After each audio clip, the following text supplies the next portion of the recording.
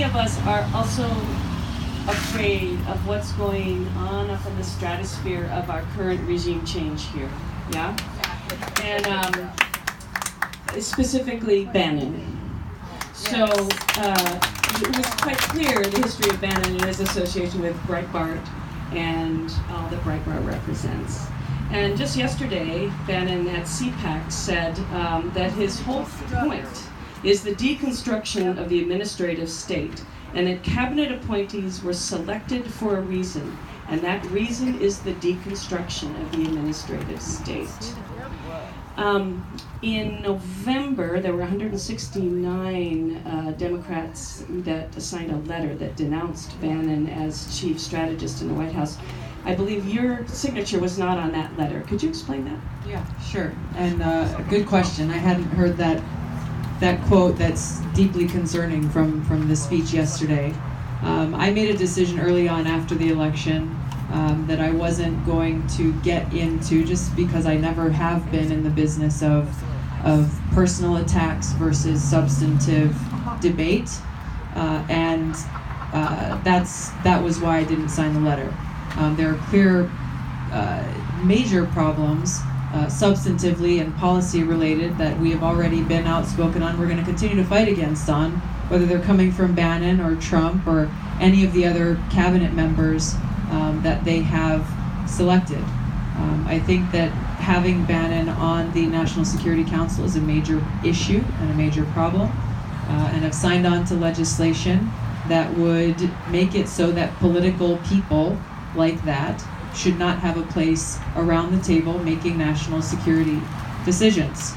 It's something that, again, is important not only for this administration, but other administrations. There are so many different issues, some of which we've touched upon, and there are many others which we haven't, relating to immigration and healthcare and housing, education. I mean, you can go down the list of the areas of concern, areas where people are sincerely fearful about the impacts on our everyday lives, on our communities, and on our families.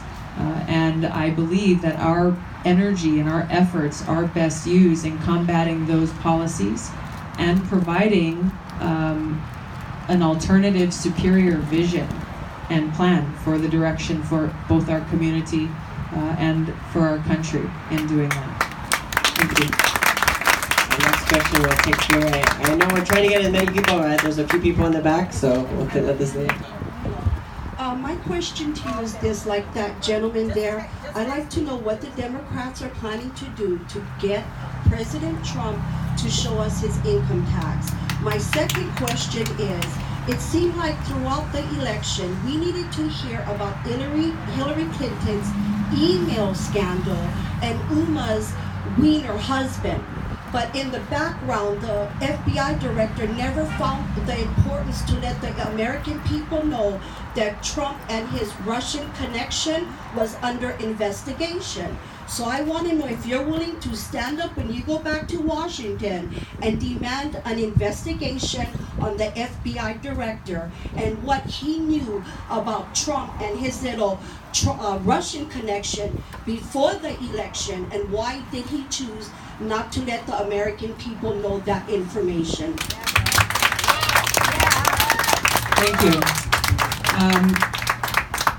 So to your first question about tax returns, I think we addressed this already, but as Democrats, there's certain courses of action that are available to us. Are you willing to stand up and take a stand and demand that his income tax be released to the American people and demand that the FBI director get investigated himself? Thank you. I have taken that stand in sponsoring legislation that would produce the outcome that you are calling for.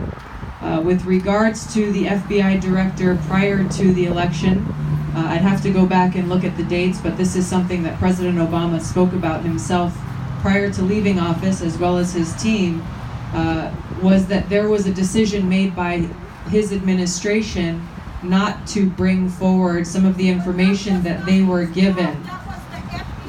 Ma'am, Okay, we're trying okay. to get everyone's I'm questions. just restating what happened here for people who haven't followed.